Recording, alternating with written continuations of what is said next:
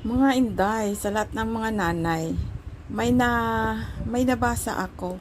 Sabi nila, ang nanay daw na malinis sa sarili, malinis sa bahay, istrikto. Ano pa ba? Ah, istrikto at nagpupunas ng daliri sa mga sulok-sulok ng bahay. Ibig sabihin daw niyan ay maldita. Aray ko. Shout out sa lahat ng mga nanay na malinis sa bahay, strikta,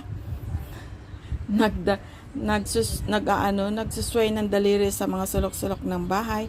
Shout out po sa ating lahat kasi maldita daw tayo. Hashtag salad, kain po tayo.